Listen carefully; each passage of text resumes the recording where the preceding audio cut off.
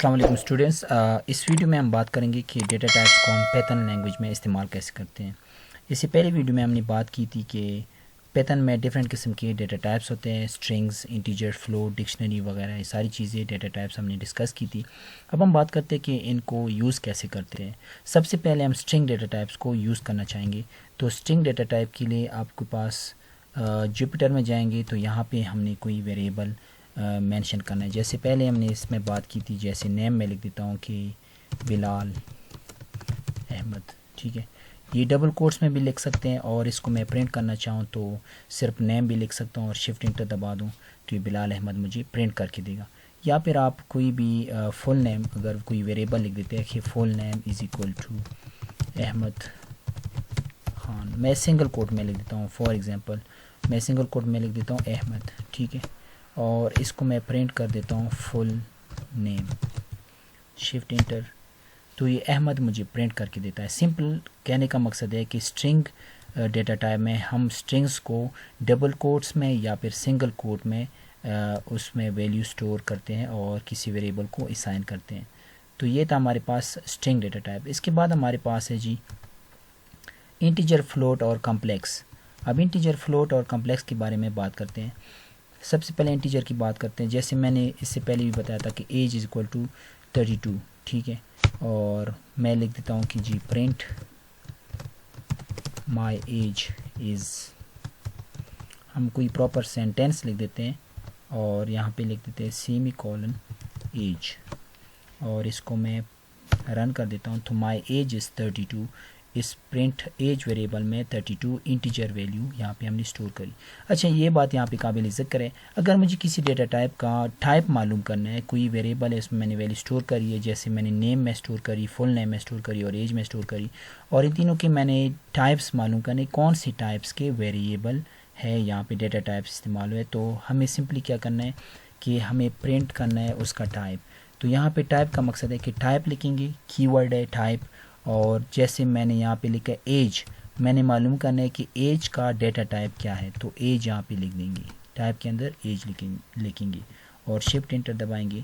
तो आप यहाँ पे देख रहे हैं कि इसकी जो क्लास है इस डेटा टाइप की वो इंटीजर क्लास है।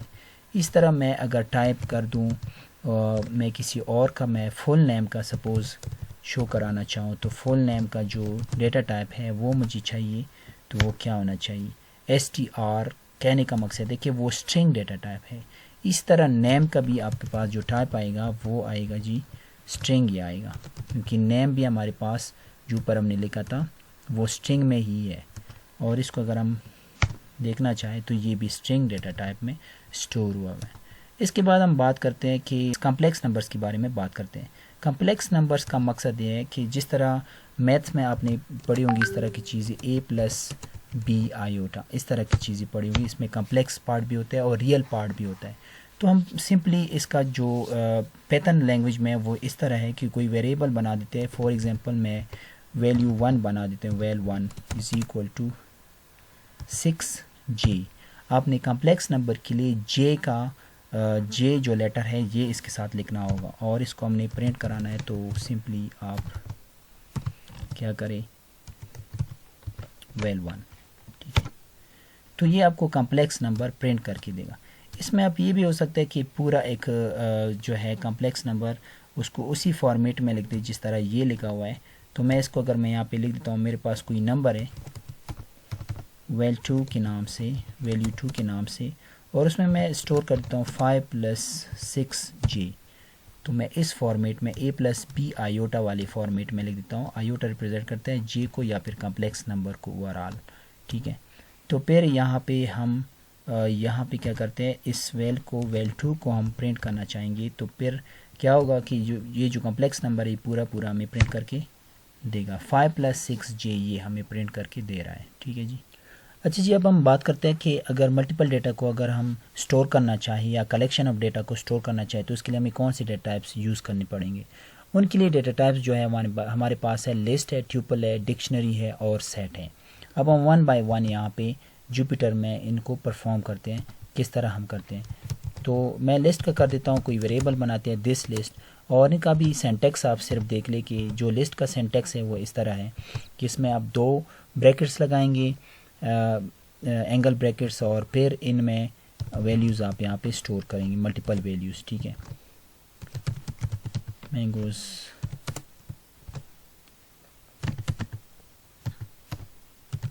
ठीक है।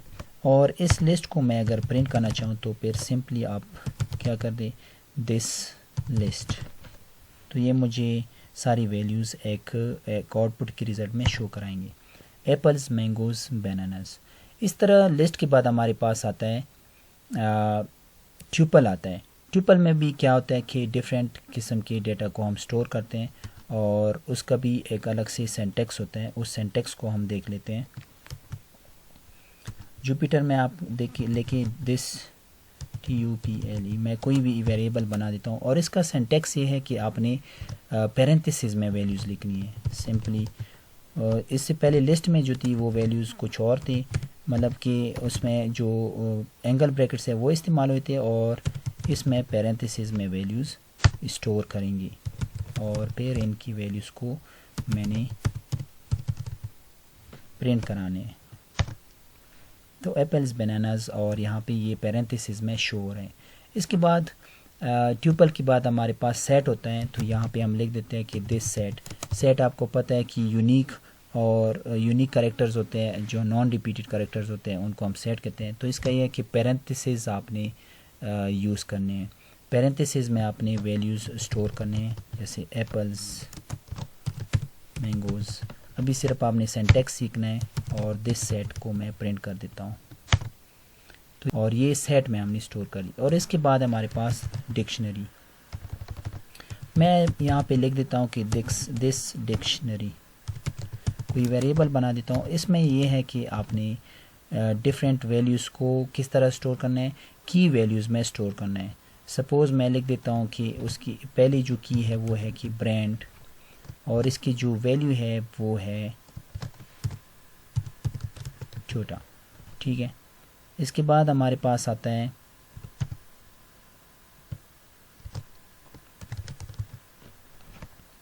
मैं कोई और की दे देता हूँ और उसकी वैल्यू दे देता हूँ और उसकी वैल्यू में देता हूँ कि XLI, ठीक है। और एक वो और दे देता हूँ कि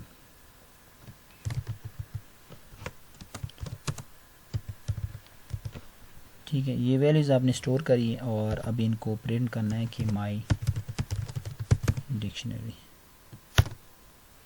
तो आप देख रहे हैं कि 3 किस्म के हमारे पास 3 कीज़ है और 3 वैल्यूज़ हैं।